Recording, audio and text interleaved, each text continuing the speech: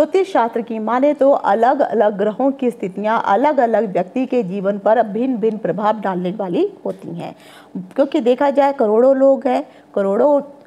उनकी जन्मपत्रियां हैं और सभी जन्मपत्रियों में ग्रह एक जैसे तो होते नहीं हैं। इवन यहाँ तक भी देखा गया है कि अगर कई जन्मपत्रियों में अगर कोई जुड़वा बच्चे भी होते हैं तो उनकी जो ग्रहों की जो स्थितियाँ देखेंगे तो अमूमन आपको एक जैसी लगेंगी, लेकिन आपको पता है कि कम से कम 15 सेकेंड का अगर गैप आ जाए तो ग्रहों का जो फल देने का प्रभाव है उसमें चेंजेस आ जाते हैं। बहुत सारे कुंडलियों में आपने ग्रहों की उच्च अवस्था देखी होगी, ग्रहों की नीच अवस्था देखी होगी, कुछ ग्रह उदय देखे होंगे, कुछ मार्गी देखे होंगे, कुछ अस्त होते हुए ग्रह भी देखे होंगे। तो जब ये ग्रह इस हिसाब से अलग अलग भावों में, कभी वह अपनी राशि में, कभी मित्र की राशि में, कभी शत्रु की राशि में, कभी उच्च हो करके इस हिसाब से जातक की कुंडली में आकर के वह विद्यमान हो जाते हैं और यह ग्रह उसी की अवस्था के अनुसार ही फल देने वाले बन जाते हैं। लेकिन आज के वीडियो का जो मेन मकसद है उसमें मैं आपको बताने वाली हूँ कि आखिर कई बार जो ग्रह है, मैंने ये भी देखे हैं कि वह उच्च के होते हैं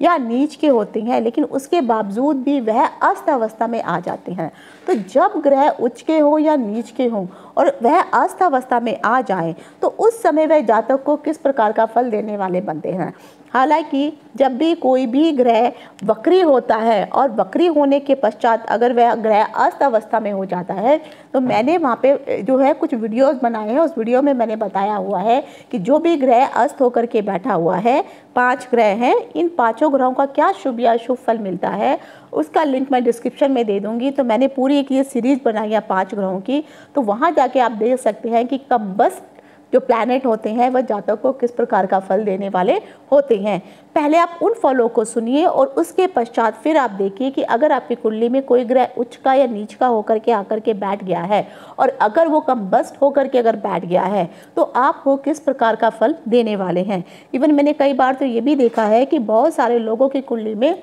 ग्रह उच्च के हो जाते हैं, लेकिन उच्च होने के बावजूद भी वह उतना शुभ फल प्रदान नहीं कर पाते हैं और कई बार मैंने नीच के ग्रहों को भी बहुत अच्छा फल प्रदान करते हुए देखा है। लेकिन यही उच्च और नीच के ग्रह जब अस्त अवस्था में आ जाते हैं तब इनके फलों में किस प्रकार की जो है जो उनकी प्रवृत्ति होती है फल देने की, वो कैसे वो देने वाले होते हैं। तो आज के इस वीडियो में मैं आपको बताने वाली हूँ कि आखिर अगर आपकी कुंडली में कोई भी ग्रह उच्च का होकर के बैठा है या नीच का होकर के बैठा है तो आखिर इसका अर्थ क्या होता है ये तुम अमूमन आप सब जानते ही हैं। लेकिन यही उच्च और नीच के ग्रह आखिर अस्त कब हो जाते हैं और कुंडली में ग्रहों की अस्त अवस्था का आखिर अर्थ क्या होता है और ये ग्रह किस प्रकार का प्रभाव देने वाले होते हैं। आखिर कौन से ऐसे ग्रह हैं जो अस्त अवस्था में होने के बावजूद जो है अगर ये उच्च या नीच पर हो जाते हैं तो क्या उसके बावजूद भी आपको ये शुभ फल देने वाले होते हैं या नहीं होते हैं और ये किस प्रकार का फल आपको देते हैं। लेकिन अगर आपकी कुंडली में ग्रह उच्च होने के बावजूद या नीच होने के बावजूद अस्त कंडीशन में आकर के बैठ गए हैं तो आप उनके लिए किस प्रकार के उपाय करें ताकि वो जो अस्त अवस्था में ग्रह बैठा हुआ है और जिसके शुभ परिणाम आपको मिलने चाहिए जो नहीं मिल पा रहे हैं उन परिणामों को कैसे आप प्राप्त कर सकते हैं। इन सभी चीज़ों की जानकारी लेकर के मैं डिम्पल शांडिल्या ज्योतिष सतह ज्ञान सागर के माध्यम से अपने सभी नए और पुराने दर्शकों का हार्दिक स्वागत करती हूँ। नमस्कार। जय हो शंकरा आदिदेव शंकरा, तेरे जाप के बिना चले ये सांस किस तरह। मेरा कर्म तू ही जाने क्या बुरा है क्या भला, तेरे रास्ते पे मैं तो आंख मूंद के चला। तेरे नाम की जोत ने सारा हर लिया तमस मेरा। नमो शंकरा भोलेनाथ शंकरा रुद्रदेव हे महेश्वरा। अस्त ग्रहों के बारे में जानकारी देने से पहले ये जानकारी होना आपके लिए अत्यंत आवश्यक है कि अगर आप सूर्य और चंद्रमा को देखेंगे तो कभी भी यह ग्रह वक्री अवस्था में आपको दिखाई देंगे ही नहीं। लेकिन अगर सूर्य, चंद्रमा और राहु केतु को अगर आप देखेंगे तो ये कभी भी जो है मार्गी नहीं होते हैं, ना ही उदय होते हैं और ना ही अस्त होते हैं। हाँ, चंद्रमा जरूर अस्त होता है जब वह अमावस्या में चला जाता है, लेकिन ये ग्रह जो हैं हमेशा राहु और केतु जो भी होते हैं वह वक्री अवस्था में माने जाते हैं। राहु और केतु को देखा जाए तो यह एक छाया ग्रह होते हैं और छाया ग्रह होने के कारण यह कभी भी आपको अस्त अवस्था में दिखाई देंगे ही नहीं और हमेशा जो है ये वक्री अवस्था में ही रहते हैं, जिसके कारण इनका प्रभाव मनुष्य के ऊपर बहुत अधिक पड़ता है। क्योंकि वक्री ग्रहों के लिए शास्त्रों में ये बताया गया है ये बहुत ही जो है वीर्यवान होते हैं, बहुत अधिक प्रभावशाली होते हैं। प्रत्येक जातक के जीवन पर अपना ये अच्छा या बुरा उनके कुंडली में स्थापित होने के कारण फल प्रदान करने वाले होते हैं। सूर्य के प्रभाव में जितने भी आपके ग्रह बसते हैं 5 ग्रह, यह ग्रह अस्त होते हैं। इसीलिए सूर्य को कभी भी अगर आप देखेंगे तो कुंडली में कभी अस्त अवस्था में आप उनको देख ही नहीं पाएंगे। राहु केतु क्योंकि छाया ग्रह है इसलिए ये अस्त हो नहीं पाते हैं। तो अब मेन सवाल आता है कि बाकी के जो 5 ग्रह होते हैं अगर ये बेशक जो है उच्च राशि पे बैठ जाएं या नीच राशि में आकर के बैठ जाएं और फिर ये अस्त अवस्था में भी चले जाएं तो किस प्रकार का फल ये जातक को देंगे। तो सर्वप्रथम आपको ये देखना है कि आपकी कुंडली में कौन से ग्रह जो है अस्त होकर के बैठे हैं, फिर वो अपनी राशि में बैठे हैं, त्रिकोण में बैठे हैं, या फिर वो लगन में आकर के बैठे हैं, शत्रु राशि में बैठे हैं, उच्च के होके बैठे हैं या नीच के होके बैठे हैं। तो ये जो 4-5 सिचुएशन है पहले तो आपको अपने ग्रहों की देखनी है। उसके पश्चात जो भी ग्रह आपकी कुंडली में है, शास्त्रों में बताया गया है कि अगर कोई भी ग्रह अस्त अवस्था में है लेकिन अगर वो छठे भाव में आकर के बैठ जाए,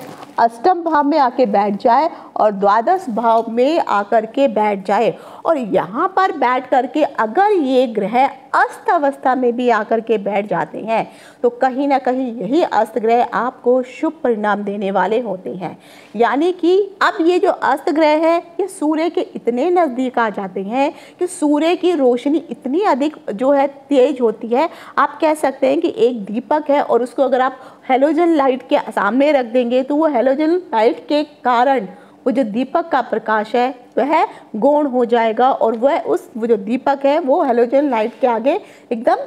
मंद पड़ जाएगा। उसी अनुसार ग्रहों की भी अवस्था होती है क्योंकि प्रत्येक ग्रहों का अपनी अपनी एक पावर होती है और जब ये ग्रह सूरज के इतने नज़दीक चले जाते हैं तो यानी कह सकते हैं कि यह अपने जो शुभता है या अपना जो प्रभाव है उस प्रभाव को खो देते हैं और ये प्रभावहीन बन जाते हैं और फिर जिस भी भाव में आकर के बैठे हैं उस भाव के यह अशुभ फल प्रदान करने वाले बन जाते हैं। लेकिन अगर जो मैंने कहा है कि अगर 6, 8, 12 में कोई भी ग्रह जो है अस्त होकर के अगर बैठा हुआ है तो अस्त होने के कारण क्योंकि उस भाव से संबंधित ही आपको कोई शुभ फल प्रदान कर नहीं पाएंगे और उस भाव से संबंधित जो अशुभ प्रभाव होंगे तो वो भी आपको नहीं मिल पाएंगे। तो जब ये प्रभावहीन हो जाएंगे तो यहाँ का जो रोग रिपु ऋण है, जो गुप्त भाव गुप्त चीज़ें हैं, गुप्त चीज़ों से जुड़े हुए अन्य इस भाव से जुड़े हुए जितने कारक तत्व हैं, द्वादश भाव से जुड़े हुए जितने भी कारक तत्व हैं, इन सभी का जो अशुभ प्रभाव आपको मिलने वाला था लेकिन अस्त ग्रह के कारण अब आपको यहाँ पर ये अशुभ प्रभाव नहीं देंगे। उसी के बशर्ते अगर देख लीजिए यहाँ पर ही बैठ करके अगर ये उच्च के होकर के बैठ जाएं या नीच के होकर के बैठ जाएं तब भी आपको जो है उच्च के होने के बावजूद उच्च ग्रह जो भी होते हैं वे हमेशा कोशिश करते हैं कि जिस भी भाव में बैठे हैं उस भाव से संबंधित शुभ फल आपको प्रदान करें। लेकिन अगर ये अस्त हो जाते हैं तो उस भाव से संबंधित शुभ फल आपको मिलेंगे नहीं, उल्टा यहाँ पर बैठ करके उसके जो अशुभ फल हैं, क्योंकि उच्च के फलों में होता है क्या है, ग्रह बली हो जाता है फल देने के लिए, लेकिन जब वो अस्त हो जाता है तो अस्त होने के कारण जो है उस भाव से संबंधित आपको जितने अच्छे फल मिलने चाहिए थे उन फलों में चाहे वो शुभ हो या अशुभ कमी जरूर दिखाई देनी शुरू हो जाती है। एग्जाम्पल के लिए अगर आप देखेंगे, मान लीजिए किसी की कुंडली में गुरु ग्रह है और गुरु ग्रह शुभ भाव में आकर के बैठा है और वह शुभ भाव का स्वामी भी है, लेकिन अगर वह अस्त होकर के बैठा है, मान लीजिए पंचम भाव में आकर के गुरु बैठा हुआ है, तो अब होगा क्या, पंचम भाव जो है, एक तो पहले आपको गुरु के सारे कारक तत्व पता होने चाहिए, फिर पंचम भाव जो है आपके जो है उच्च शिक्षा का है, आपके बच्चे का है, आपके प्रेम पार्टनर प्रेम का है और आपके किस इंसान के साथ आपका जो है प्रेम संबंध कैसा बनेगा, इन सभी चीज़ों से संबंधित पंचम भाव होता है। साथ ही साथ अगर कुंडली में देखेंगे तो आपके पेट को भी पंचम भाव ही रिप्रेजेंट करने वाला होता है। तो अब गुरु यहाँ पर आकर के अशुभ होकर के बैठ जाएगा और ऊपर से वो अस्त होकर के बैठ जाएगा, तो पंचम भाव से संबंधित अगर जो अशुभ परिणाम आपको मिलने वाले होंगे वह अशुभ परिणाम यहाँ पर अब नहीं मिलेंगे, और खासकर जो शुभ परिणाम भी मिलने वाले होंगे तो जो मैंने बताया प्यार से संबंधित, बच्चों से संबंधित, तो यहाँ पे भी आपको कमी देखने को मिलेगी। तो जातक को वहाँ पर बैठ करके अशुभ परिणाम भी नहीं देगा, लेकिन हाँ उससे जुड़ी हुई कुछ चीज़ें ऐसी ज़रूर होंगी जो शुभ परिणाम देने वाली होंगी, तो वो शुभ परिणाम देंगी, लेकिन बहुत कम मात्रा में वो शुभ फल आपको मिलेगा। तो एक तरफ से हम कह सकते हैं कि अगर कोई भी ग्रह इस हिसाब से आकर के बैठ जाता है और अगर वो इन 6, 8, 12 में आकर के बैठ गया, तो सोच लीजिए, कह सकते हैं कि ये विपरीत राजयोग के अनुसार फल देने वाले बन जाते हैं अगर कोई भी ग्रह अस्त अवस्था में आ जाता है। मान लीजिए अगर शनि यहाँ पे आकर बैठ गया है, तो शनि जो है रोग, रिपु, ऋण इन सब चीज़ों को बताने वाला होगा, शत्रुओं को बताने वाला होगा। तो यहाँ पर बैठ करके शनि जो है अस्त हो गया है। अब अस्त होने के कारण इस भाव से जुड़े हुए जो अशुभ प्रभाव आपको मिलने थे वह नहीं मिलेंगे, और कहीं ना कहीं फिर उससे जो है जो शुभ फलों की प्राप्ति होगी वो आपको मिल जाएगी। तो कह सकते हैं कि जब ये ग्रह अस्त हो जाते हैं, तो अस्त होने पे उस भाव के जो अशुभ फलों को वो नहीं, ना के बराबर प्रदान करते हैं। और अगली शर्त ये भी है कि मान लीजिए कोई भी अशुभ ग्रह आकर के बैठा है, अगर उसके ऊपर 2 या 2 से अधिक शुभ ग्रहों की भी दृष्टि पड़ जाती है, तब भी अगर ये ग्रह शुभ होकर के अस्त होकर के भी बैठा है, तो भी उसके बावजूद वो जो अस्त का जो दुष्प्रभाव है वह उस को गौण कर देते हैं, और कहीं ना कहीं फिर ये जो ग्रह है शुभ फल देने वाला बन जाता है। अब आ जाता है कि आखिर जो उच्च ग्रहों की जो स्थिति है, उस समय आपको देखना होगा कि आपके ये जो ग्रह उच्च के होकर के बैठे हैं और ये अस्त होकर के बैठे हैं, और अगर ये वक्री अवस्था में भी आकर के बैठे हैं, उस समय इनके प्रभावों में जो है बहुत अधिक आपको जो है अलग अलग फल दिखाई देने लगते हैं। जब भी कोई भी अस्त ग्रह आपकी जन्म कुंडली में कोई ऐसी राशि में आकर के बैठा हुआ है जहाँ पर वह अधिक शक्तिशाली बन जाता है, या फिर कुछ ऐसी राशि में आकर के बैठा है जहाँ पर वह बहुत अधिक कमज़ोर बन जाता है, तो ऐसी स्थिति में हम कहते हैं, अगर वह बहुत शक्तिशाली है तो हम कहेंगे कि यहाँ पर ये उच्च स्थिति में आकर के बैठा है। अगर ये बहुत ही कमज़ोर में आकर के बैठ गया तो हम कह सकते हैं कि ये नीच राशि में आकर के बैठ गया है। तो इसी कारण जो है ग्रहों का जो प्रभाव देने की जो स्थिति है ये ऊपर नीचे हो जाती है। जितने भी हमारे ऋषि मुनि, वैदिक ऋषि मुनि जो ज्योतिषी थे, उन्होंने अपने शास्त्रों में इनके लिए कहा गया है कि जब भी कोई भी ग्रह उच्च या नीच स्थिति की राशि में जब भी आता है, तो वह जिस राशि में उच्च का होता है उससे सप्तमी जो राशि होती है, तो सप्तम भाव में वही ग्रह नीच का हो जाता है। लेकिन यहाँ पर एक चीज़ हमेशा ध्यान रखने वाली होगी कि सूर्य एक ऐसा ग्रह है जिसने जो है जो सिंह राशि का वो प्रतिनिधित्व करता है, और सिंह राशि में किसी को भी वहाँ पे उच्च ग्रह होने की पदवी प्रदान की ही नहीं की है, क्योंकि वहाँ पर स्वयं सूर्य नव ग्रहों में राजा है, और राजा कभी भी अपने से ऊपर पदवी किसी को देता भी नहीं है। तो जब भी आपकी कुंडली में कोई भी ग्रह उच्च का होकर के बैठा हो या नीच का होकर के बैठा हो, तब वहाँ पर बैठ कर के उच्च होने पर उसको एक विशेष शक्ति मिल जाती है, विशेष पावर मिल जाती है, और नीच होने पर वहीं पर उस शक्ति को वह खो देता है। कहीं ना कहीं वह शक्ति उसकी बंद जाती है और चाहते हुए भी वह शुभ फल प्रदान नहीं कर पाता है। इसीलिए वैदिक ज्योतिष के अनुसार ये कहा गया है कि जब भी आप किसी भी जातक की कुंडली का विश्लेषण करने लगते हैं, तो इन महत्वपूर्ण पक्षों पर हमेशा आपको ध्यान देना चाहिए। लेकिन जब भी कोई भी ग्रह उच्च या नीच का होकर के बैठा है, तो ग्रहों का उस समय कई बार अस्त होना भी देखा गया है। तो अस्त होने पर अगर कोई ग्रह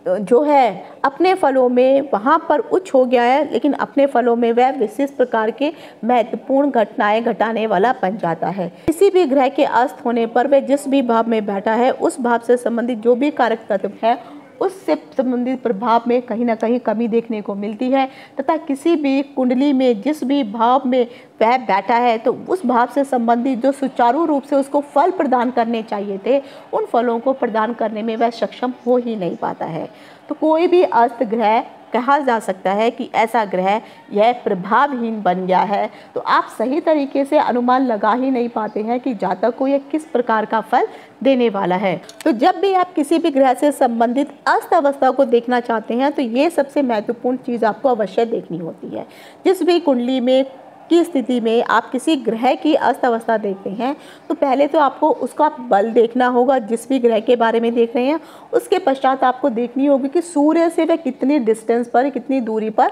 देखना जरूरी होता है। तत्पश्चात ही आप उस ग्रह के बारे में कोई ना कोई सही जानकारी प्राप्त कर सकते हैं। एग्जाम्पल के लिए मैं अगर आपको कहूँ कि मान लीजिए किसी की कुंडली में जो गुरु ग्रह है 11 डिग्री पर आने के पश्चात जो है वह अस्त हो जाता है, लेकिन अगर यही गुरु ग्रह 1 डिग्री सूर्य से दूर होगा फिर अगर वह अस्त होता है, तो अगर वह 11 डिग्री पर अस्त हुआ है तब जब वह फल देगा तो अलग फल मिलेंगे, लेकिन अगर वह 1 डिग्री पर अस्त हुआ है उस समय जो फल मिलेंगे वह बहुत ही डिफरेंट फल मिल जाएंगे। क्योंकि होगा क्या, जो पहली स्थिति से जो दूसरी स्थिति है वो ज़्यादा अधिक बलशाली मानी जाएगी, क्योंकि वह सूर्य के बहुत अधिक नज़दीक आ जाता है। तो जब भी कोई ग्रह सूर्य के इतने नज़दीक आ जाता है तो उसका बल कहीं ना कहीं क्षीण हो जाता है, कमज़ोर हो जाता है। इसीलिए अस्त ग्रहों का जब भी आप अध्ययन करते हैं तो ध्यानपूर्वक आपको इन डिग्रियों को जरूर देखना चाहिए,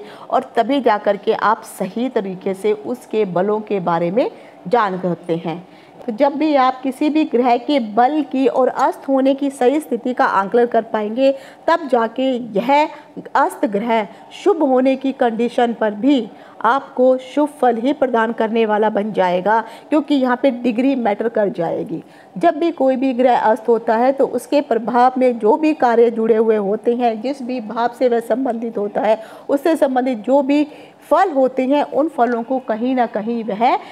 जो है कम करना शुरू कर देता है। अभी जैसे मैंने अभी आपको एग्जांपल दिया कि अगर कोई भी भाव त्रिक भावों में 6, 8, 12 में आकर के बैठ गया है, ये भाव अच्छे नहीं माने गए हैं, यहाँ पर ये अस्त होने पर के कारण जो है यहाँ पर इसके फलों में जो है कहीं ना कहीं आपको कमी देखने को मिलेगी। तो जो बुरे प्रभाव है वह कम हो जाएंगे। कई बार कुंडली में ये भी देखा जाता है कि ग्रह अपनी जैसे मान लीजिए उच्च की अवस्था में आकर के बैठ गए हैं, लेकिन यहाँ पर अस्त होने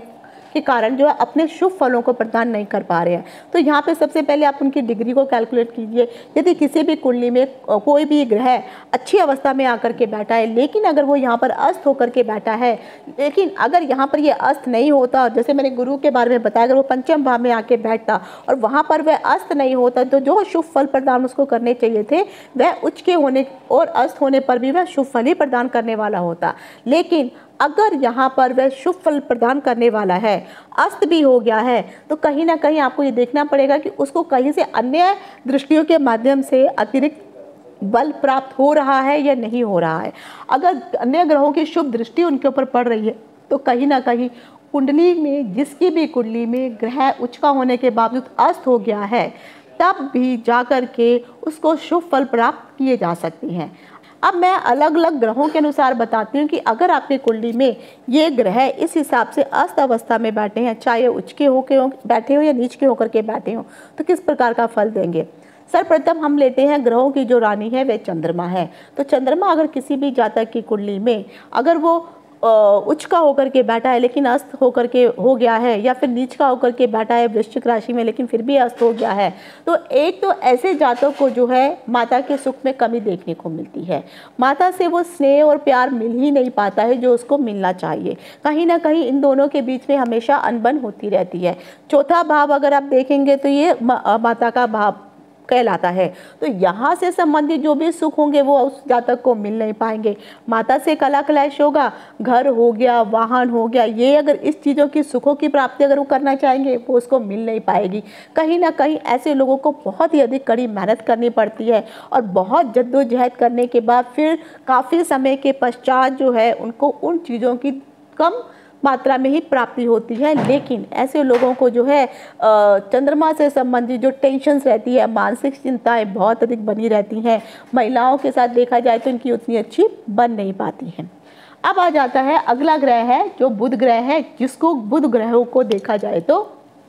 नवग्रहों में राजकुमार की संज्ञा दी गई है। अगर ये उच्च का होकर के बैठा है या नीच का होकर के बैठा है और अस्त होकर के भी अगर ये ग्रह बैठा हुआ है, तो यहाँ पर बैठा हुआ एक तो आपकी बुद्धि को प्रभावित करने वाला बनेगा। बुध जो है बुद्धि का कारक है, तो कहीं ना कहीं पढ़ाई, जातक की पढ़ाई के ऊपर जो असर डालने वाला होता है। बुध स्किन का कारक है, तो कहीं ना कहीं आपको चमड़ी से संबंधित कोई ना कोई रोग आपको दे देगा या फिर कोई एलर्जी आपके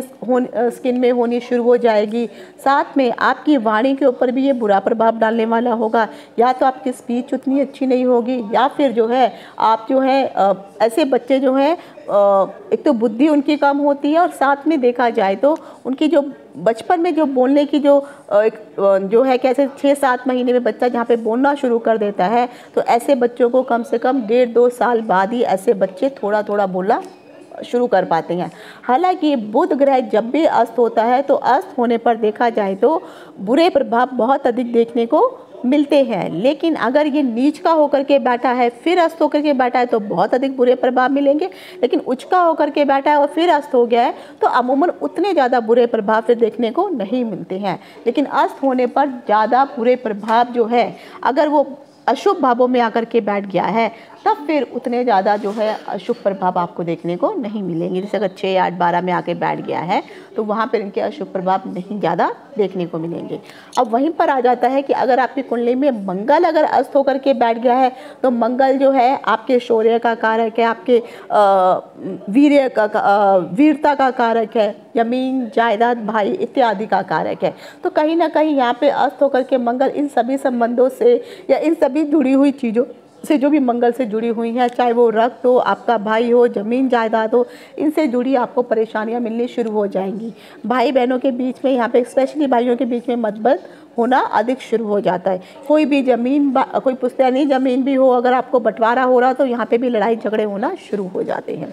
वहीं पर अगर आपकी कुंडली में गुरु अस्त होकर के बैठ जाता है, यहाँ पर अस्त गुरु कहीं ना कहीं जो है व्यक्ति को अशुभ परिणाम ज़्यादा देने लगता है। अगर ये नीच का होकर के अगर अस्त होकर के बैठा है तो कहीं ना कहीं यहाँ पर जो गुरु से संबंधित जो बुरे परिणाम हैं वह अधिक मात्रा में आपको जो है देखने को मिल सकते हैं। हाँ, लेकिन उच्च का होकर के अगर वो अस्त होकर के बैठ गया है तब यहाँ पर जो उसके उच्च जिस भी भाव में बैठा है और उच्च होने पर जो फल आपको, अगर वो अस्त नहीं होता तो वो जितने शुभ फल दे पाता उससे वह कम मात्रा में ही आपको अस्त फल देने वाला बन जाएगा। तो कहीं ना कहीं देखा जाए तो जिन लोगों का गुरु अगर अस्त होता है तो ऐसे जातक एक तो बहुत ही अव्यवहारिक हो जाते हैं, उनको जो है शिष्टाचार वगैरह या फिर जो अध्यात्म वगैरह इनसे कोई मतलब होता ही नहीं है। इनका सामाजिक स्तर भी देखा जाए तो हमेशा जो है ये दिक्कतों का इनको सामना अत्यधिक करना पड़ता है। ऐसे लोग जो है खुद को साबित करने में ही लगे रहती हैं और अगर ये कभी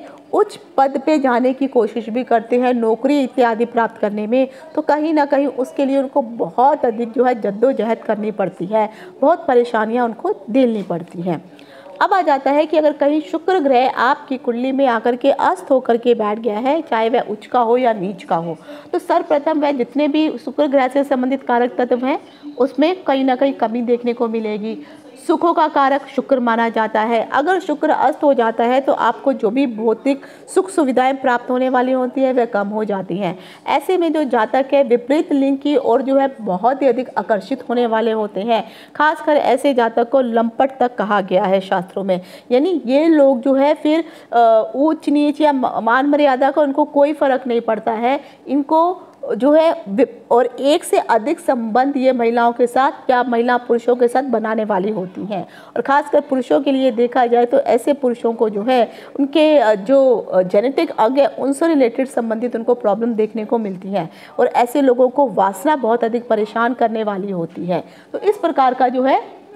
अशुभ फल अमूमन जो है शुक्र के अस्त होने पर दिखाई देता है। अब वहीं पर अगर शनि जो है अगर ये उच्च का होकर के बैठ गया है लेकिन अस्त होकर के बैठ गया या नीच का होने के बावजूद अस्त का होकर के बैठ गया है, तो उच्च का शनि भी अगर अस्त हो जाता है तो कहीं ना कहीं ऐसे लोगों को बहुत ही अधिक संघर्ष करना पड़ता है। उससे संबंधित जो भी परेशानियां, नौकरी से संबंधित जो परेशानियां हैं वो हमेशा झेलनी पड़ती हैं। पैसों से हमेशा आदमी वंचित रहता है। ऐसे लोगों को अपने जीवन में बहुत अधिक कड़ा संघर्ष करना पड़ता है और जो सामाजिक उनका दायरा होता है वह भी उतना अच्छा नहीं होता है और समाज में भी निम्न दृष्टि से ऐसे लोगों को देखा जाता है। तो और खासकर शारीरिक संबंधित बहुत सारी मुश्किलें भी देखी जाती हैं। लेकिन अगर यही ग्रह नीच के होकर के बैठ गया और अस्त होकर के बैठा हुआ है तो वो भी देखना पड़ेगा कौन से भाव में होकर के बैठा हुआ है, तब वहाँ पर जाकर के उस भाव से संबंधित जो बुरे प्रभाव होंगे उसमें थोड़ी कमी आपको देखने को